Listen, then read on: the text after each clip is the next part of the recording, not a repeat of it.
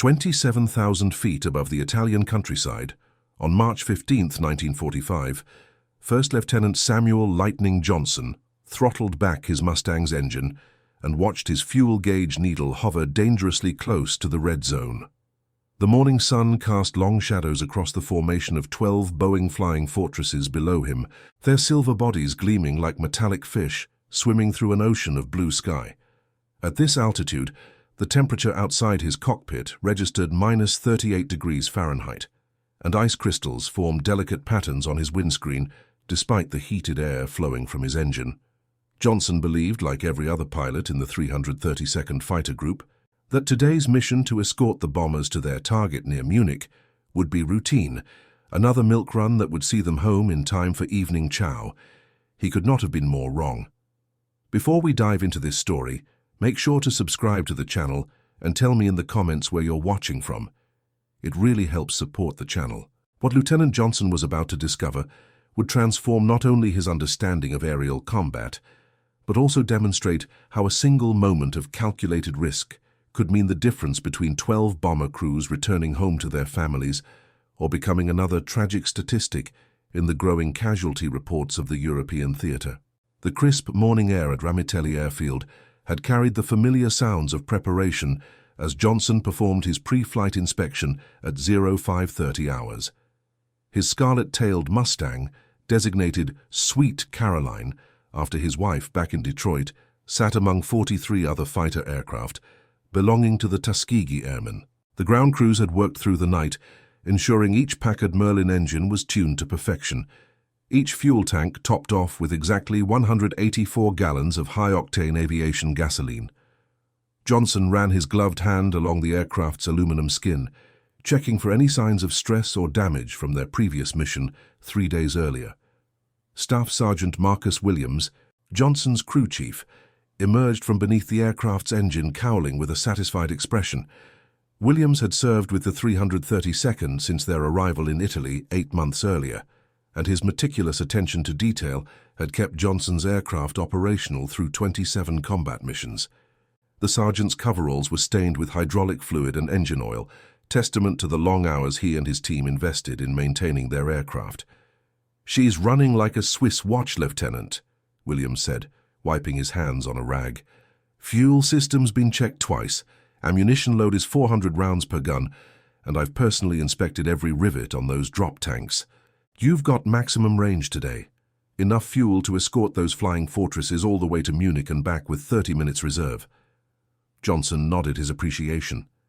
The external fuel tanks, mounted beneath each wing, carried an additional 110 gallons each, extending his aircraft's range to nearly 1,000 miles. This modification had been crucial to the Tuskegee Airmen's success in long-range escort missions, allowing them to stay with the bombers throughout their entire journey deep into German-controlled territory.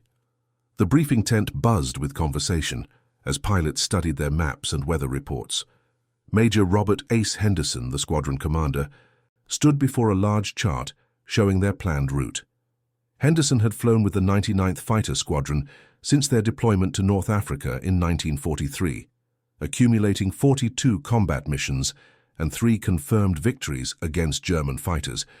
His experience and leadership had earned him the respect of every pilot under his command. "Gentlemen," Henderson began, his voice cutting through the morning chatter, "today's mission will take us to Munich, approximately 450 miles each way. Weather reports indicate clear skies with moderate winds from the west at 15,000 feet. Intelligence suggests minimal fighter opposition, but we'll maintain standard escort formation throughout the mission." He pointed to various locations on the map with his wooden pointer. "Our flying fortresses from the 99th Bombardment Group will be carrying a full load of 500-pound bombs for precision strikes against aircraft manufacturing facilities. Our job is simple: keep those bombers safe and bring everyone home." Captain Thomas Wright, Johnson's flight leader, raised his hand. Wright had joined the squadron 6 months earlier after completing advanced fighter training at Tuskegee Army Airfield in Alabama. His analytical mind and steady flying had quickly earned him a reputation as one of the unit's most reliable pilots. "Sir, what's our fuel contingency if we encounter headwinds stronger than forecast?" Wright asked. Henderson consulted his notes. Weather reconnaissance indicates winds should remain favorable, but if conditions deteriorate, we'll maintain escort priority until the bombers reach their initial point. After that, individual flight leaders can make fuel conservation decisions based on their remaining capacity. Johnson studied the mission profile carefully. The round trip would consume approximately 90% of his fuel capacity, leaving minimal reserves for combat maneuvering or unexpected delays. He had flown similar missions dozens of times, but something about today felt different. Perhaps it was the unusual quietness reported by reconnaissance flights over the past week, or maybe it was simply the accumulated stress of nearly 2 years of combat operations. Regardless, he made a mental note to monitor his fuel consumption more carefully than usual. The walk to their aircraft took place in the pre-dawn darkness, with ground crews making final preparations under the yellow glow of work lights. Johnson climbed into his cockpit and began the familiar ritual of starting his Merlin engine. The 12-cylinder power plant roared to life with a deep, satisfying rumble that seemed to shake the very earth beneath the aircraft. One by one, 44 Mustangs came alive, their propellers cutting through the cool morning air as pilots ran through their engine checks. At 0645 hours, the formation lifted off from Ramitelli Airfield in perfect sequence. Johnson's aircraft climbed steadily through the morning sky, joining up with his squadron mates as they formed the defensive escort pattern around the 12 flying fortresses. The bombers, each weighing 36,000 pounds when fully loaded, maintained a steady climb rate of 500 feet per minute toward their cruising altitude of 25,000 feet. Lieutenant Colonel James Big Jim Patterson commanded the bomber formation from the lead flying fortress. Patterson had completed 31 bombing missions over Europe and was scheduled to rotate home after this operation. His crew of 10 men represented hundreds of hours of training and countless missions together. Bombardier Second Lieutenant Michael O'Brien occupied the aircraft's nose position, his Norden bomb sight already aligned for the precision attack they would conduct over Munich. Navigator First Lieutenant David Chen maintained constant communication with ground stations, updating their position every 15 minutes using radio beacons and celestial navigation. The formation settled into cruise flight at 25,000 feet, with the Mustangs weaving back and forth above, below, and alongside the bombers in a defensive pattern designed to provide maximum coverage against attacking fighters. Johnson checked his instruments regularly, fuel flow rate steady at 60 gallons per hour, engine temperature normal, all systems functioning within acceptable parameters. The external fuel tanks would be consumed first, extending their range while maintaining the aircraft's center of gravity within safe limits. 2 hours into the mission, as they crossed into German airspace over the Alps, Johnson noticed something unusual on his radio frequency. Instead of the typical chatter between ground controllers and other aircraft, the airways seemed unusually quiet. Intelligence reports had suggested decreased German fighter activity in recent weeks, but this level of radio silence felt ominous rather than reassuring. "Lightning flight. This is lightning lead," came Wright's voice over the radio. "Anyone else noticing how quiet it is down there?" "Lightning 2, roger that," Johnson replied. "Haven't heard a single transmission from German controllers since we crossed the border." "Lightning 3 here," added Second Lieutenant Robert Rookie Martinez, the newest pilot in their flight. "Could be they're maintaining radio silence to avoid giving away positions." Johnson considered this possibility while scanning the sky around their formation. Martinez was probably correct. German fighter controllers often maintained strict radio discipline when planning coordinated attacks, but something about the complete absence of activity troubled him. During previous missions, they would typically encounter at least some radio traffic from German transport aircraft, training flights, or routine communications between airfields. The bombers continued their steady progress toward Munich, their formation tight and precise despite the challenging conditions at high altitude. Each flying fortress carried 10 crew members and approximately 6,000 pounds of bombs, representing months of training and millions of dollars in equipment and ammunition. The success of their mission depended entirely on the fighter escort's ability to protect them from German interceptors during the most vulnerable portions of their flight. At 10:30 hours, approximately 50 miles from their target, Johnson's external fuel tanks registered empty. Following standard procedure, he jettisoned the empty tanks and watched them tumble away toward the earth below. His remaining fuel load of 184 gallons would be sufficient for the return journey, but only if everything went according to plan. "All Lightning flights, this is Big Jim," came Patterson's voice from the lead bomber. "We're beginning our bomb run in 15 minutes. Maintain close escort and watch for fighters coming out of the sun." Johnson acknowledged the transmission and tightened his formation position. The final approach to Munich would require the bombers to maintain straight and level flight for approximately 8 minutes, making them sitting targets for any German fighters in the area. This was traditionally when attacks occurred, and Johnson's squadron had lost 3 aircraft during similar phases of previous missions. The target area appeared ahead of them through scattered clouds, a complex of aircraft manufacturing facilities that intelligence sources claimed were producing fighters for the German Air Force. Smoke from previous bombing raids still lingered over parts of the industrial complex, evidence of the sustained campaign being waged against German production capabilities. Johnson could see the geometric patterns of buildings, roads, and railway lines spread out below them like a detailed map. "Bomb bay doors coming open," announced O'Brien from the lead bomber. "Steady as she goes, everyone hold formation." The flying fortresses opened their bomb bay doors in sequence, creating additional drag that required their pilots to increase power settings to maintain airspeed. Johnson watched his fuel flow gauge climb slightly as his engine worked harder to maintain position with the bombers. Every gallon of fuel consumed now would reduce his reserve margin for the return flight. At precisely 10:47 hours, O'Brien released the lead bomber's bombs, followed immediately by the other 11 aircraft in the formation.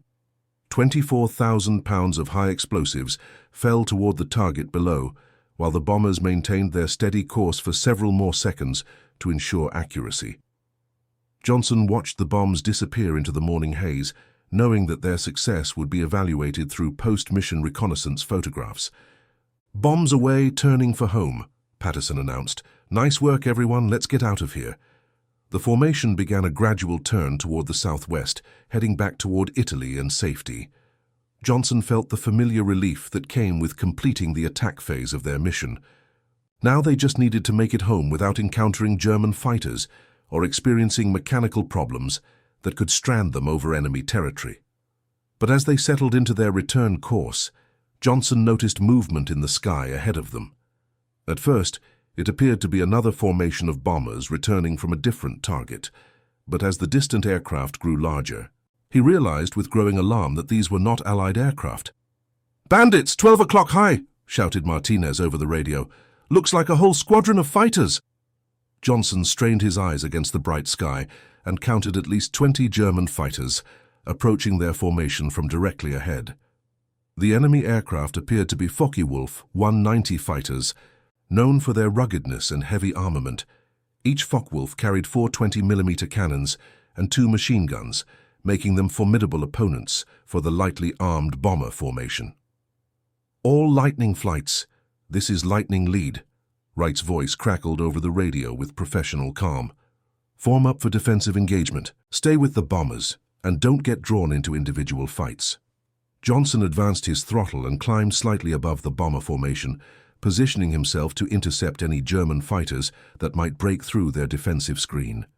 His Mustang 650 caliber machine guns were loaded with armor-piercing and incendiary ammunition, giving him approximately 20 seconds of continuous fire time before running out of ammunition. The German fighters approached with textbook precision, splitting into 2 groups as they neared the American formation. Half the enemy aircraft dove toward the bombers from above, while the other half swung wide to attack from the flanks. This coordinated approach was designed to overwhelm the escort fighters and allow multiple attacks against the vulnerable bombers. "Here they come," Wright announced. "Lightning flight, engage targets of opportunity but maintain position relative to the bombers." Johnson rolled his aircraft inverted and pulled hard toward a Focke-Wulf that was lining up for an attack on Patterson's lead bomber. The German pilot seemed to sense Johnson's approach and broke off his attack run, turning sharply to the left and climbing back toward his formation. Johnson followed, keeping his aircraft's nose pointed at the enemy fighter while trying to close the distance for an effective shot. The Focke-Wulf pilot was skilled and experienced, using his aircraft's superior roll rate and climb performance to stay ahead of Johnson's Mustang. For nearly 3 minutes, the two fighters maneuvered against each other in a deadly dance that carried them several miles away from the main formation. Johnson realized that he was being drawn exactly where the German pilot wanted him, away from the bombers and into an individual combat where he could be overwhelmed by superior numbers. A quick glance at his instruments revealed troubling news. The extended chase had consumed significantly more fuel than normal cruise flight, and his remaining supply was now down to 120 gallons. At current consumption rates, he had perhaps 90 minutes of flying time remaining, enough to reach Italy if nothing else went wrong. Johnson broke off his pursuit and turned back toward the bomber formation, which was now several miles away and under attack by multiple German fighters. He could see the distinctive red tails of other Mustangs engaged in combat throughout the sky, but the sheer number of enemy aircraft was overwhelming their defensive capabilities. 3 of the flying fortresses were trailing smoke or showing other signs of damage, and one appeared to be losing altitude slowly. "Lightning II, where are you?" Wright's voice carried strain and urgency. "We've got multiple fighters breaking through to the bombers." "Lightning II, returning to formation," Johnson replied, while pushing his throttle to maximum power. "I got drawn away chasing a Focke-Wulf." "Understood, but we need you back here now. We're getting overwhelmed." Johnson's engine roared as he climbed back toward the main battle, his fuel consumption climbing to over 90 gallons per hour at maximum power settings. He could see that the situation had deteriorated significantly during his absence. 2 flying fortresses were now clearly in distress, with one aircraft's number 3 engine streaming black smoke and another showing visible damage to its tail section. As he approached the formation, Johnson witnessed something that would haunt him for the rest of his life. A German fighter made a head-on attack against one of the bombers, its cannons firing continuously as it closed the distance. The bomber's front gun position erupted in flames, and Johnson knew that the bombardier and navigator stationed there had little chance of survival. The flying fortress continued flying, but its nose section was severely damaged and smoke poured from multiple locations. "Big Jim, this is Lightning II," Johnson called to Patterson. "What's your status? Can you maintain formation?" "We're hurt pretty bad up here," Patterson replied, his voice tight with pain. "Lost our bombardier and navigator, and number 2 engine is running rough. But we can keep flying if you can keep those fighters off us." Johnson looked around the sky and realized that the German attack was far from over. While his squadron mates had managed to drive off the first wave of attackers, another group of enemy fighters was approaching from the east. This second formation appeared even larger than the first, and Johnson counted at least 30 aircraft climbing toward their altitude. "Lightning lead to all flights," Wright announced with grim determination. "We've got another wave coming in. Check your ammunition and fuel status. This is going to be a running fight all the way home." Johnson quickly assessed his situation. His ammunition supply remained adequate after the brief engagement with the Focke-Wulf, but his fuel situation was becoming critical. At 90 gallons per hour consumption, his remaining 100 gallons would last approximately 67 minutes. The distance to Ramitelli Airfield was roughly 350 miles, requiring at least 90 minutes of flying time at normal cruise power settings. The mathematics were inescapable. He did not have sufficient fuel to escort the bombers home and still reach safety himself. Wright's voice came over the radio again, addressing the entire escort formation. "All Lightning flights, be advised that fuel is becoming a factor. Individual flight leaders have discretion to depart escort duties when fuel reaches minimum reserves."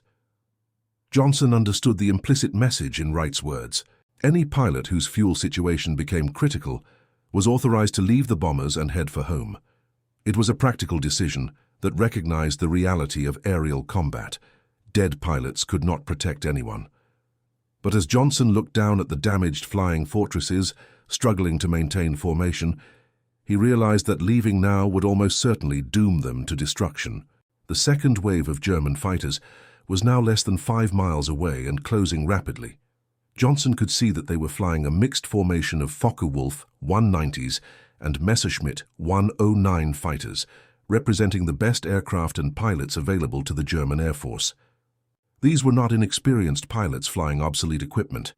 They were seasoned veterans, flying state-of-the-art fighters with every intention of destroying the American bomber formation. Lightning Flight, this is Lightning 3. Martinez's voice carried a note of desperation. My aircraft took hits during the first attack. I'm losing fuel from a punctured tank and need to head for home immediately. Roger, Lightning 3, Wright replied.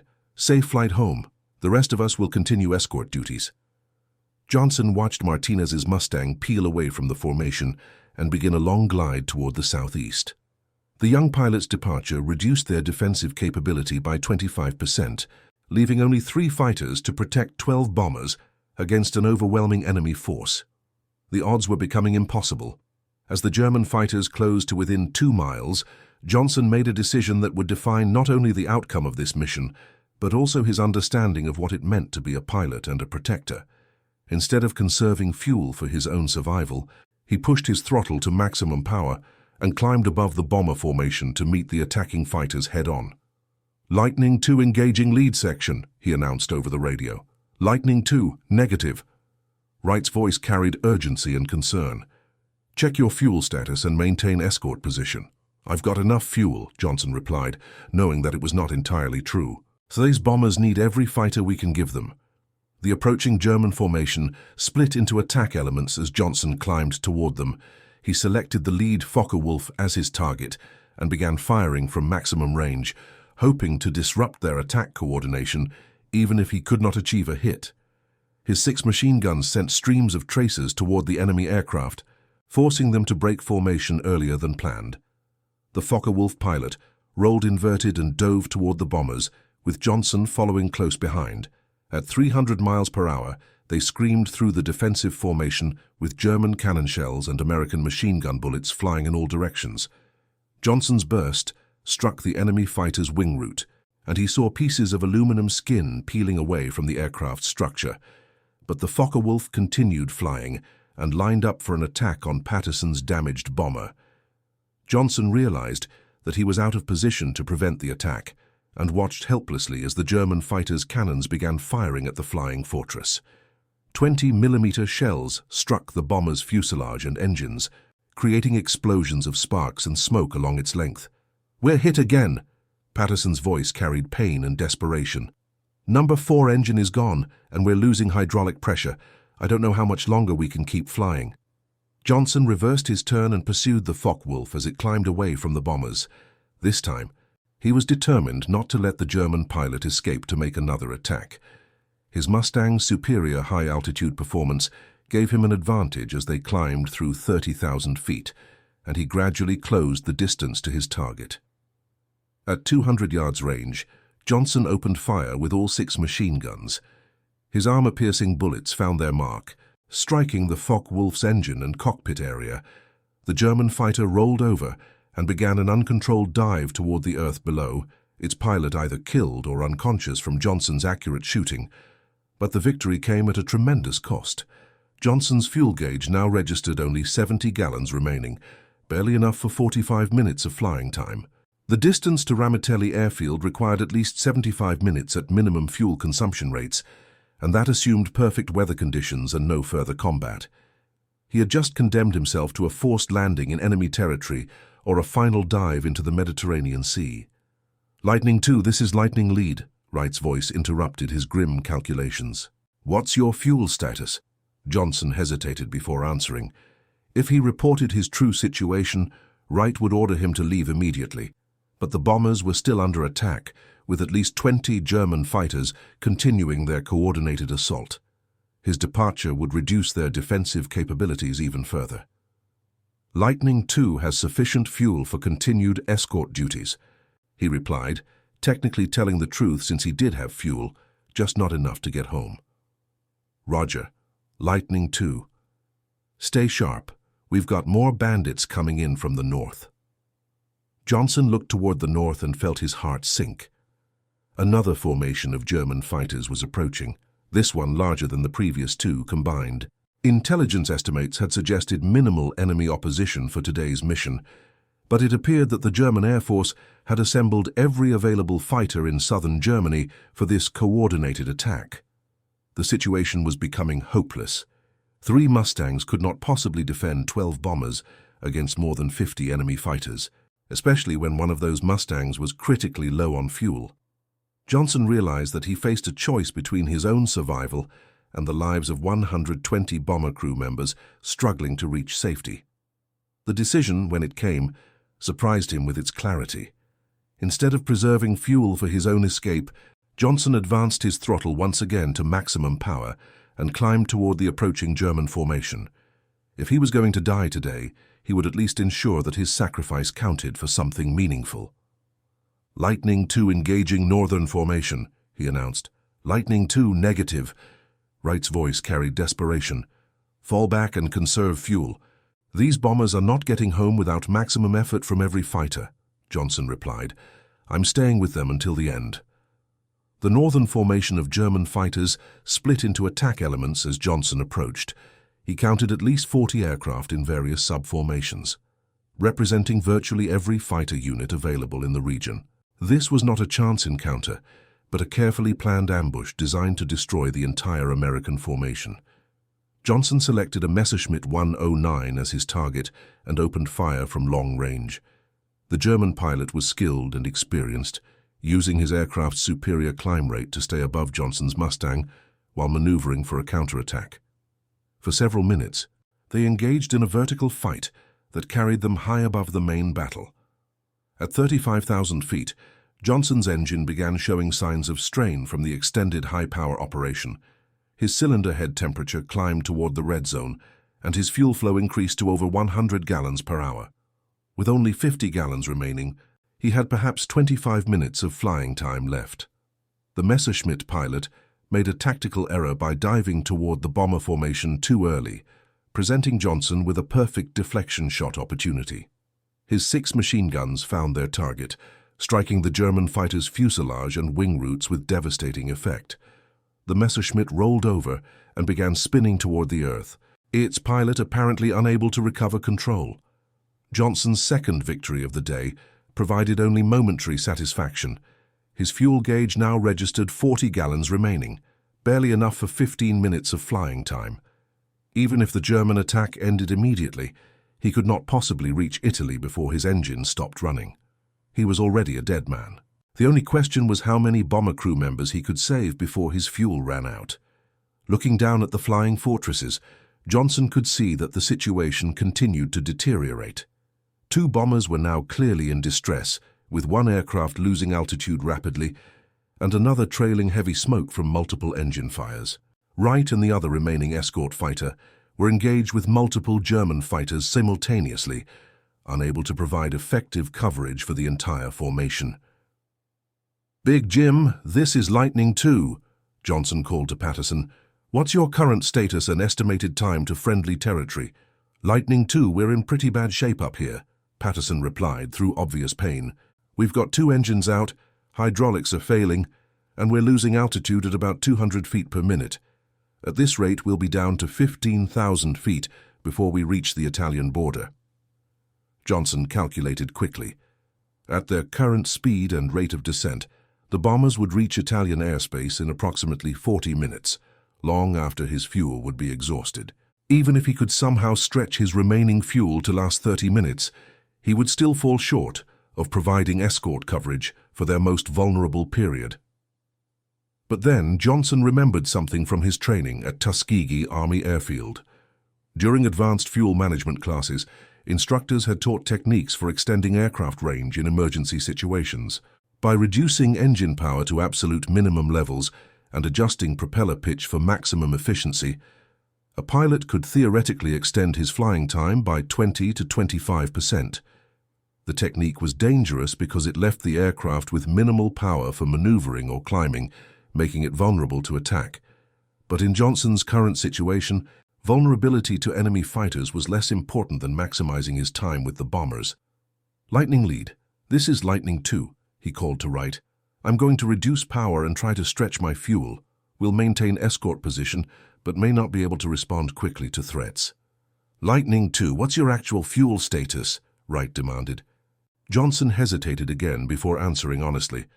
I have approximately 35 gallons remaining. At normal cruise power, that's about 20 minutes, but I think I can stretch it to maybe 30 minutes using emergency fuel conservation techniques. The radio remained silent for several long seconds before Wright responded. Lightning II, you need to head for home immediately. That fuel level puts you well below safe reserves. Negative, Lightning Lead. These bombers need every fighter we can provide. I'm staying with them. That's an order, Lightning II. Depart escort formation and head for Ramitelli immediately. Johnson looked down at the struggling flying fortresses and made his final decision. I'm sorry, sir, but I cannot comply with that order. These men are not going home without maximum fighter protection. Lightning II, you're committing suicide. Break off immediately. Instead of responding to Wright's increasingly desperate radio calls, Johnson reduced his engine power to 18 inches of manifold pressure and adjusted his propeller pitch for maximum fuel efficiency. His airspeed dropped to 160 miles per hour, barely above stall speed at high altitude, but his fuel consumption decreased to approximately 40 gallons per hour.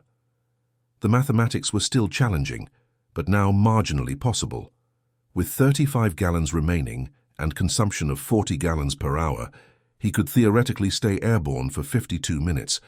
If the bombers could maintain their current speed and the weather remained favorable, they might reach Italian airspace just as his engine stopped running. It would be the closest possible margin, with no room for error or unexpected circumstances. The German fighters continued their coordinated attacks, but Johnson noticed that their assault was becoming less organized as time passed. Several enemy aircraft had expended their ammunition and departed for home, while others showed signs of battle damage from encounters with the American escort fighters. The initial force of over 50 German fighters had been reduced to perhaps 20 aircraft still capable of sustained combat.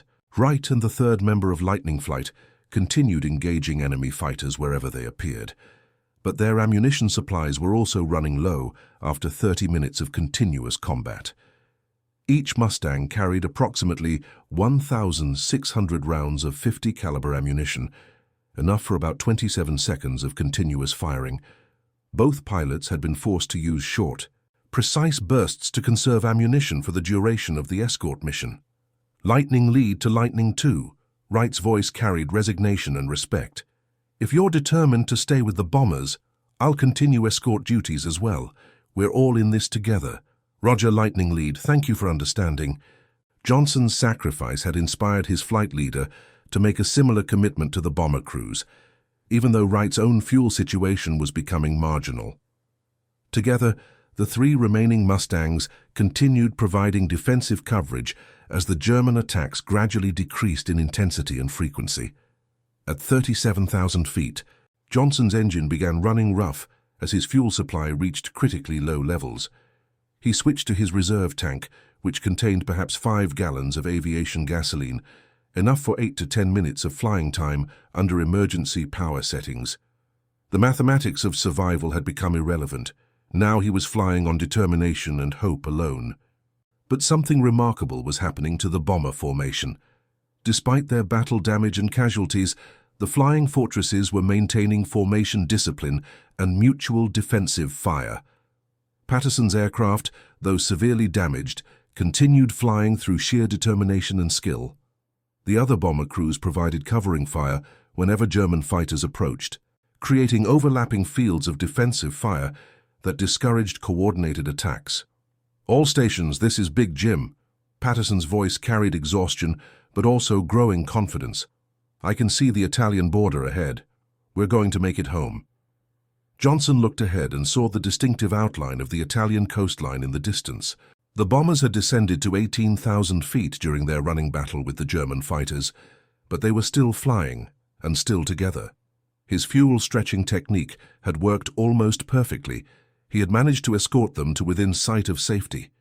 His engine coughed once, then twice, as the last drops of fuel were consumed from his tank. The propeller continued windmilling in the slipstream, but he no longer had power for sustained flight. His Mustang became a glider with limited time and distance before physics would force him down. Lightning Lead, this is Lightning II, Johnson announced with calm acceptance. I'm out of fuel and beginning unpowered flight. The bombers should be safe from here. Lightning 2. Wright's voice carried emotion that radio transmissions rarely conveyed. It's been an honor flying with you. Johnson trimmed his aircraft for best gliding speed and began a gentle descent toward the Italian countryside below. His Mustang could glide approximately 8 miles for every 1,000 feet of altitude, giving him perhaps 12 minutes to find a suitable landing area. He had saved the bomber formation, but now faced the challenge of surviving his own forced landing. As he descended through 15,000 feet, Johnson spotted something that made his heart leap with hope. A small airfield appeared ahead, with what looked like a grass runway suitable for emergency landings. The field appeared to be abandoned or minimally active, but the runway surface looked smooth enough to attempt a wheels-up landing. His approach would require precise energy management, since he had no power for corrections or second attempts. Johnson lowered his landing gear and flaps manually, using the aircraft's emergency systems to configure for landing. The additional drag would shorten his glide distance, but provide better control during the final approach. At 2,000 feet above the ground, Johnson realized that he would fall slightly short of the runway threshold. Without engine power, he had no way to stretch his glide path or correct for the undershoot, but then he noticed a large hayfield adjacent to the airfield, not ideal for landing, but certainly better than trees or buildings. Sweet Caroline touched down in the hayfield at 90 miles per hour, her landing gear immediately collapsing as the soft ground grabbed the wheels. Johnson's aircraft slid forward for several hundred yards, throwing up clouds of dirt and hay, before coming to rest against a stone wall that marked the field boundary. The impact was severe but survivable, leaving Johnson shaken but uninjured inside his crumpled cockpit. Italian partisans appeared within minutes of his landing, having witnessed the emergency from their positions in nearby hills. These resistance fighters had been watching the aerial battle overhead and recognized Johnson as an Allied pilot from his aircraft's distinctive red tail markings. They helped extract him from his damaged fighter and provided immediate medical attention for minor cuts and bruises sustained during the crash landing. "Americano?" asked the partisan leader, a weathered man who appeared to be in his 50s. "Yes, American," Johnson replied in his limited Italian. "Flying escort for bombers." The partisan smiled and gestured toward the sky where the flying fortresses could still be seen continuing their journey toward Ramitelli Airfield. "Bombardieri safe, yes? Good work, pilota." Over the following days, as Johnson waited for Allied forces to advance into the area and arrange his rescue, he learned more about the German fighter attack that had nearly destroyed the bomber formation. Intelligence reports indicated that the enemy had assembled every available fighter from 3 different airfields for the coordinated ambush. Their goal had been to demonstrate that American daylight bombing missions were still vulnerable to concentrated fighter attacks. The German plan had been sophisticated and well executed, with multiple fighter formations positioned to attack the bombers at different points during their return journey. Without the stubborn resistance provided by Johnson and his squadron mates, the attack would likely have succeeded in destroying most or all of the flying fortress formation. Patterson and his crew managed to land their damaged bomber at Ramitelli Airfield, despite losing 3 engines during the return flight. 8 of his 10 crew members survived the mission, with the bombardier and navigator having been killed during the initial German attack. The bomber itself was declared a total loss due to extensive structural damage, but its crew lived to fly another day. Wright and the 3rd member of Lightning Flight also returned safely to base, though both aircraft showed significant battle damage from their encounters with German fighters.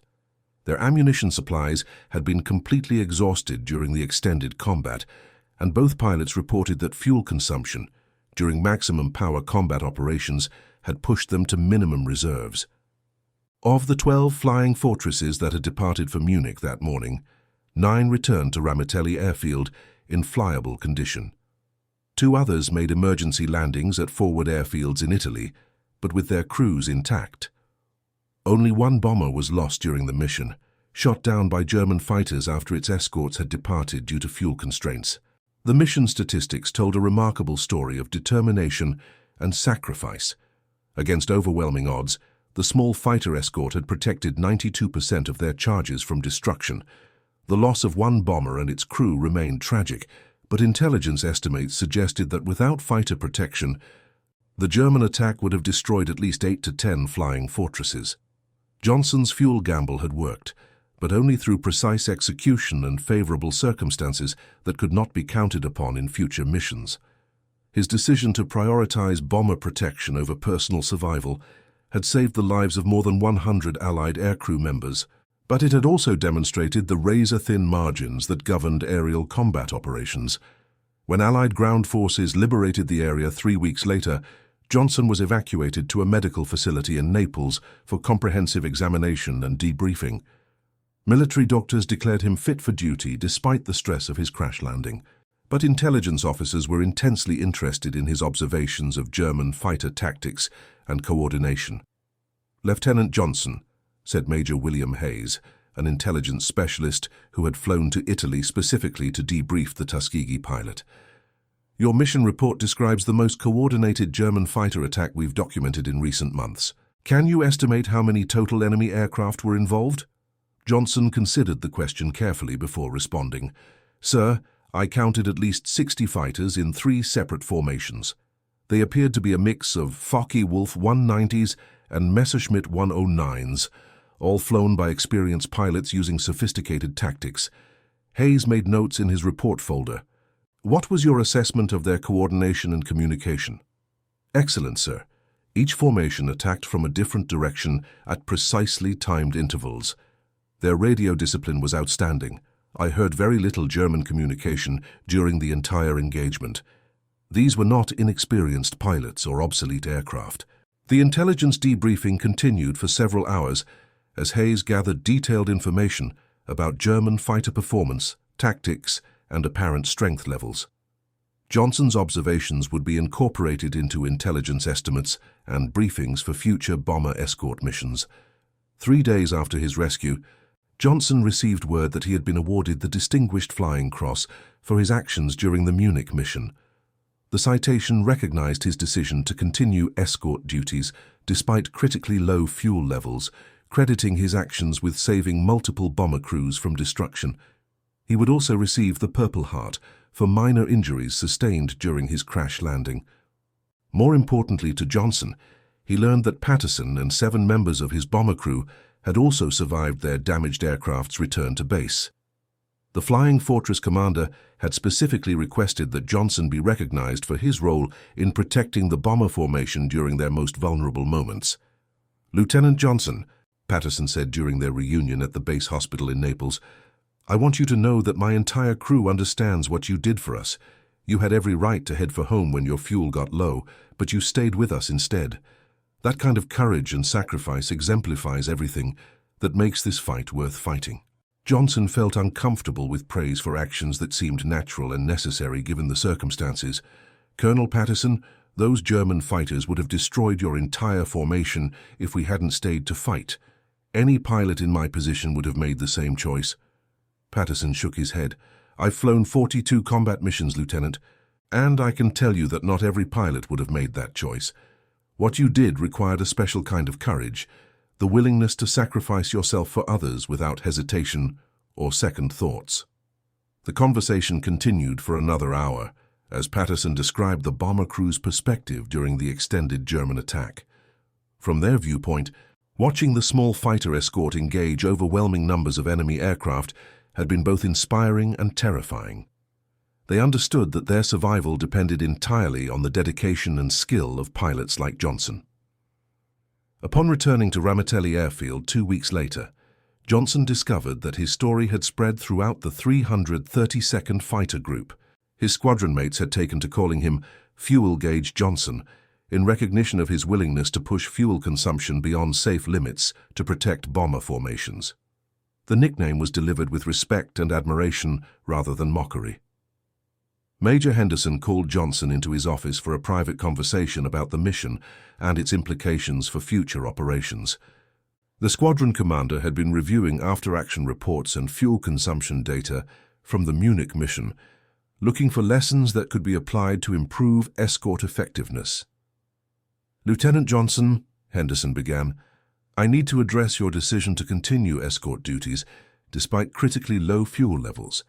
While your actions were heroic and undoubtedly saved lives, they also violated established procedures for fuel reserve management. Johnson straightened in his chair. Yes, sir. I understand that my actions were contrary to standard operating procedures. Henderson leaned forward across his desk. However, I also understand that combat situations sometimes require pilots to make decisions that cannot be covered by written procedures. Your judgment during the Munich mission was sound, your execution was excellent, and your results speak for themselves. Thank you, sir. But I need you to understand that such fuel gambles cannot become routine practice. You survived this mission through a combination of skill, determination, and exceptional luck. That luck may not hold if you attempt similar fuel management in future operations. Johnson nodded his understanding. Henderson was correct that his survival had depended heavily on favorable circumstances that could not be counted upon consistently. Different weather conditions, unexpected combat maneuvering, or mechanical problems could easily have made his fuel-stretching techniques ineffective. However, Henderson continued, your experience has identified some important lessons for future escort missions. We need to examine our fuel loading procedures, flight planning assumptions, and contingency protocols for extended combat operations. The conversation continued as Henderson outlined proposed changes to squadron procedures based on Johnson's experience. Fuel loads would be increased when possible, flight plans would include additional reserves for extended combat, and escort commanders would have more flexibility in managing fuel consumption during critical phases of missions. Johnson's fuel gamble had succeeded, but it had also highlighted the narrow margins that governed fighter escort operations in the European theater. The mathematical realities of fuel consumption, range requirements, and combat maneuvering left little room for error or unexpected circumstances. As autumn progressed into winter, Johnson continued flying escort missions with the 332nd Fighter Group. His experience during the Munich mission had made him more conscious of fuel management issues, but it had also demonstrated the effectiveness of his decision-making under extreme pressure. He developed a reputation among bomber crews as a pilot who would stay with them regardless of personal risk. By December 1945, Johnson had completed 57 combat missions without losing a single bomber under his direct protection. His fuel management techniques, refined through months of experience, had become legendary within the fighter group. Other pilots sought his advice on stretching range and maximizing escort effectiveness during challenging missions. The war in Europe ended on May 8, 1945, with Germany's unconditional surrender to Allied forces. Johnson had survived 28 months of combat operations and contributed to the escort protection of over 200 bombing missions. His final victory tally included 4 confirmed enemy aircraft destroyed and 3 others probably destroyed during aerial combat. More importantly to Johnson, statistics compiled after the war's end showed that bomber formations escorted by the 332nd Fighter Group suffered significantly lower loss rates than those protected by other units. While many factors contributed to this success record, Johnson's willingness to push fuel consumption beyond normal limits had become a model for other escort pilots. The Distinguished Flying Cross ceremony took place at Ramitelli Airfield on June 15, 1945, with General Karl Spaatz presenting awards to outstanding aircrew members from the 15th Air Force. Johnson stood at attention as the citation was read, describing his actions during the Munich mission and crediting his decision to continue escort duties despite critically low fuel levels. The courage and dedication demonstrated by Lieutenant Johnson exemplifies the highest traditions of military service, General Spaatz said during the presentation. His willingness to risk his own life to protect bomber crews under his escort represents the kind of selfless service that has made victory possible in the European theater. Johnson accepted his medal with characteristic humility, acknowledging that his actions had been part of a larger team effort involving ground crews, intelligence specialists, bomber crews, and fellow fighter pilots. The Munich mission had succeeded because everyone involved had performed their duties with exceptional skill and determination. Following the war's end, Johnson returned to the United States and eventually resumed his civilian career as a mechanical engineer in Detroit. He remained active in veterans organizations and frequently spoke at schools and community events about his experiences with the Tuskegee Airmen. His story became part of the historical record documenting the courage and effectiveness of African-American fighter pilots during World War II. The lessons learned from Johnson's fuel gamble were incorporated into post-war fighter tactics and fuel management procedures. Military aviation schools taught his techniques for extending aircraft range during emergency situations, emphasizing both the effectiveness and risks associated with operating beyond normal fuel reserves. His experience became part of the curriculum for training new generations of fighter pilots. Decades after the war, historians would recognize Johnson's Munich mission as a perfect example of individual initiative and sacrifice contributing to larger strategic objectives. His decision to prioritize bomber protection over personal survival had immediate tactical consequences, but it also represented the kind of dedication and courage that characterized American air operations throughout the European campaign. The 12 flying fortresses that Johnson helped escort home from Munich went on to fly dozens of additional missions before the war's end. The crews he saved continued serving throughout the remaining months of combat operations, contributing to the strategic bombing campaign that ultimately forced Germany's surrender. His fuel gamble had protected not only those specific individuals, but also their future contributions to Allied victory. Patterson, the bomber commander whose damaged flying fortress barely made it home from Munich, completed his tour of duty and returned to civilian life as a commercial airline pilot. He maintained correspondence with Johnson for many years after the war, crediting the fighter pilot's actions with saving his life and enabling his post-war career and family. The two men remained close friends until Patterson's death from natural causes in 1983. Wright, Johnson's flight leader during the Munich mission, also survived the war and returned to his pre-war career as a mathematics teacher in Chicago. He frequently used Johnson's fuel consumption calculations as examples in his advanced mathematics classes, demonstrating how mathematical precision could mean the difference between life and death in real-world situations. The German fighter pilots who attacked the bomber formation on that March morning represented some of the most experienced and skilled aviators remaining in the depleted ranks of the German Air Force. Many of them were veterans of combat operations dating back to the beginning of the war in September 1939. Their coordinated attack demonstrated the continuing capability of German aviation, despite severe shortages of fuel, spare parts, and replacement aircraft. Post-war interrogations of captured German pilots revealed that the Munich mission had been planned as a demonstration of renewed German fighter effectiveness. Intelligence sources had provided advance warning of the American bombing mission, allowing German commanders to assemble fighters from multiple airfields for the coordinated attack. The goal had been to inflict maximum casualties on Allied bomber formations and discourage continued daylight bombing operations. The German plan might have succeeded if not for the stubborn resistance provided by Johnson and his squadron mates. By refusing to abandon the bombers when fuel levels became critical, the American fighter pilots had disrupted German attack timing and provided defensive coverage during the most vulnerable portion of the return journey. Intelligence analysts studying the Munich mission estimated that without fighter escort protection, the German attack would have destroyed at least 10 of the 12 flying fortresses. The loss of 100 bomber crew members would have represented a significant tactical victory for German forces and might have influenced Allied planning for future bombing operations. Instead, Johnson's fuel gamble had limited German success to 1 bomber destroyed and several others damaged. The protective mission had been accomplished despite overwhelming odds and critical resource limitations. The success demonstrated both the effectiveness of fighter escort tactics and the importance of individual initiative in combat situations. As news of Johnson's actions spread throughout Allied air forces, his story became symbolic of the dedication and sacrifice required for victory in aerial warfare. Fighter pilots in other theaters began adopting similar fuel-stretching techniques for extended escort missions, recognizing that bomber protection often required operating beyond normal safety margins. The tactical lessons learned from the Munich mission influenced the development of post-war fighter aircraft and mission planning procedures.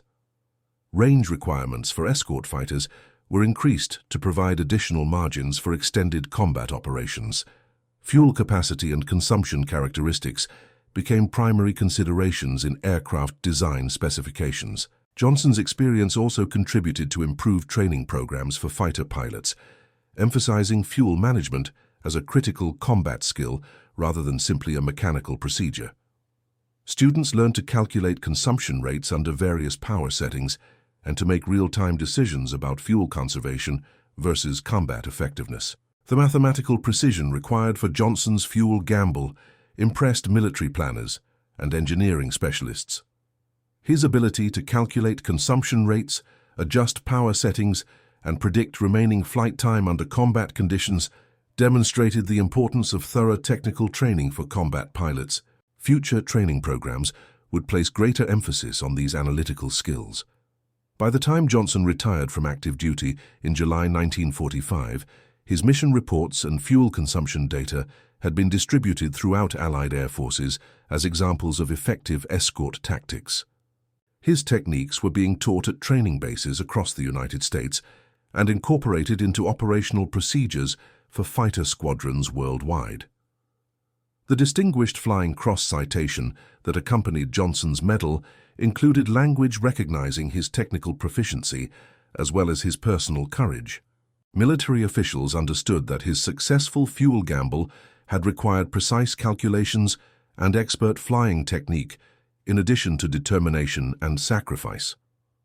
The story of Johnson's fuel gamble continued to be told long after the war ended, becoming part of the historical record, documenting African-American contributions to Allied victory. The Tuskegee Airman's combat record had been exceptional throughout the war, but individual stories like Johnson's helped illustrate the personal courage and sacrifice that made their success possible. Educational institutions began incorporating Johnson's story into curricula about World War II and African-American military service. Students learned about the mathematical calculations that made his fuel stretching possible, and the moral courage required to prioritize others' safety over personal survival. His example demonstrated how individual actions could influence historical outcomes. Museums and historical societies collected artifacts and documentation related to Johnson's Munich mission, including aircraft parts from his crashed Mustang and official mission reports describing the German fighter attack. These exhibits helped preserve the story for future generations and illustrated the technological and human factors that determined success in aerial combat. The hayfield in Italy where Johnson's Mustang crashed became a pilgrimage site for aviation enthusiasts and World War II historians. Local residents erected a small monument marking the location and honoring the American pilot's sacrifice to protect Allied bomber crews. The monument remains maintained by Italian veterans organizations as a symbol of international cooperation during the war. As decades passed and World War II veterans aged, Johnson's story took on additional significance as an example of individual heroism within larger historical events. His fuel gamble demonstrated how split-second decisions by ordinary people could influence outcomes that affected thousands of lives and shaped historical developments. Military historians studying the effectiveness of strategic bombing campaigns recognize that missions like Munich succeeded only through the combined efforts of bomber crews, fighter escorts, ground support personnel, and intelligence specialists. Johnson's individual contribution had been crucial, but it represented part of a larger organizational achievement that required coordination among thousands of people. The fuel consumption data from Johnson's Munich mission became part of historical archives documenting the technical aspects of World War II aviation operations. Engineering students and aircraft designers studied his power settings and consumption rates to understand the capabilities and limitations of 1940s fighter aircraft technology. Johnson's post-war interviews with historians and aviation writers provided detailed insights into the decision-making process that led to his fuel gamble. He consistently emphasized that his actions had been based on mathematical calculations rather than emotional impulses, demonstrating the importance of technical training and analytical thinking in combat situations.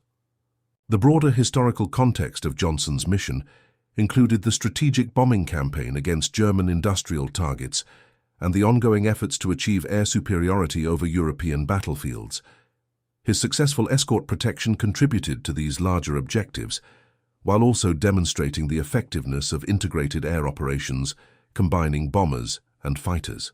Educational programs about the Tuskegee Airmen frequently featured Johnson's story as an example of the exceptional performance and dedication that characterized African-American military units during World War II. His fuel gamble illustrated the kind of individual initiative and sacrifice that helped prove the capability and patriotism of African-American service members. The technical aspects of Johnson's fuel management techniques continued to be relevant for military aviation training programs decades after the war ended. Flight instructors used his calculations and power-setting adjustments as examples of effective energy management and range extension procedures for various aircraft types and mission profiles. As aviation technology evolved through the jet age and into modern times, Johnson's fundamental principles of fuel conservation and tactical decision-making remained applicable to contemporary military operations. His story continued to be told at military academies and training facilities as an example of effective leadership and technical proficiency under extreme pressure. The Munich mission report filed by Johnson and his squadron mates became a classic study in tactical aviation, analyzed by military strategists and aviation historians for insights into effective fighter escort procedures. The document illustrated how small numbers of well-trained pilots could achieve success against overwhelming odds through superior tactics and determination. And that concludes our story. If you made it this far, please share your thoughts in the comments. What part of this historical account surprised you most? Don't forget to subscribe for more untold stories from World War II, and check out the video on screen for another incredible tale from history. Until next time.